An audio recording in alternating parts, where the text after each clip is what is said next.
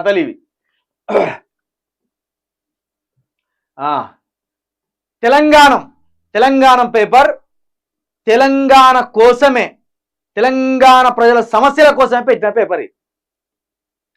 గత ప్రభుత్వం ఇచ్చిన ఉద్యోగాలకు రేవంత్ నియామక పత్రాలు చెప్పినావా మనం. ఈ ఏతుల పోషి గాంధీ ఏం లేదు వల్ల వచ్చిదే ఏతులతనంతో కిలకిల నవ్వుకుంటా ఫోటోలో పోజులు ఇచ్చేదానికి నియామక పత్రాలు ఇస్తాను ఏసులో ఏతుల పోషిగాడని చెప్పిన అదే కథ ఇది. 7,094 మంది స్టాఫ్ నర్సులకు నియామక పత్రాలు. ఎల్బీ స్టేడియంలో ఆడంబరంగా కార్యక్రమం. ఉద్యోగాలు తామే ఇచ్చామన్నట్టుగా సీఎం ప్రసంగం. జాబ్ క్యాలెండర్ నుంచి దృష్టి మరలించేందుకేనని విమర్శలు. ఎప్పుడు వచ్చామన్నది కాదు, బుల్లెట్ దిగిందా లేదా అనేది ముఖ్యం అని ఓ సినిమాలో మహేష్ బాబు డైలాగ్ ఉంటది. అచ్చం అలాగే, ఎప్పుడు వచ్చామన్నది కాదు, క్రెడిట్ కొట్టేశామా లేదా అన్నది ముఖ్యం అన్నట్టుగా కాంగ్రెస్ సర్కార్ వ్యవహరిస్తుందనే విమర్శలు వస్తున్నాయి. ప్రభుత్వంలోకి రాగానే ఉద్యోగాల భర్తీ చేస్తామని చెప్పారు. కానీ గత ప్రభుత్వం నిర్వహించిన పరీక్షల ఫలితాలు ఇచ్చి వాళ్లకు నియామక పత్రాలు చేతిలో పెట్టేందుకు ఇంత పెద్ద ఆడంబరం ఎందుకని విమర్శలు వస్తున్నాయి. రేవంత్ రెడ్డి నవ్వుల పాలవుతున్నామని ప్రజలు అంటారులయ్యా నిన్ను. మొన్న దావోస్కు పోతివి, రైతు భరోసా మేము 7,500 రూపాయలు చేతుల పెట్టి రైతులకు శాలువలు కప్పిస్తున్నాం అని చెప్తీవి. రైతు బంధుకే దిక్కులేదు.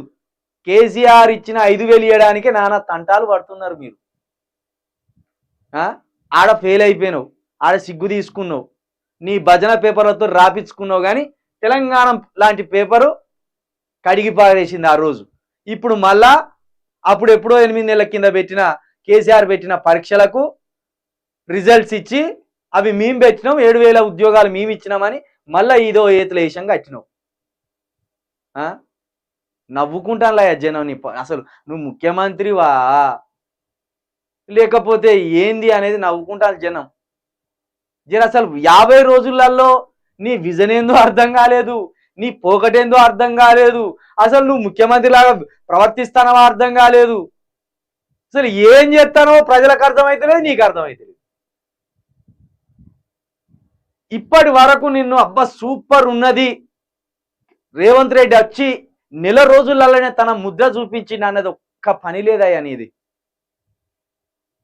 కేసీఆర్ మరిపించే పాలన తీసుకొస్తావా అని అనుకున్నారు ప్రజలు. కానీ కేసీఆర్ పాలనను కాదు కదా, కిరణ్ కుమార్ రెడ్డి అని వాడు ఉండే దరిద్రపు ముఖ్యమంత్రి, ఆయన కంటే అభిమానంగా ఉన్నావు నువ్వు.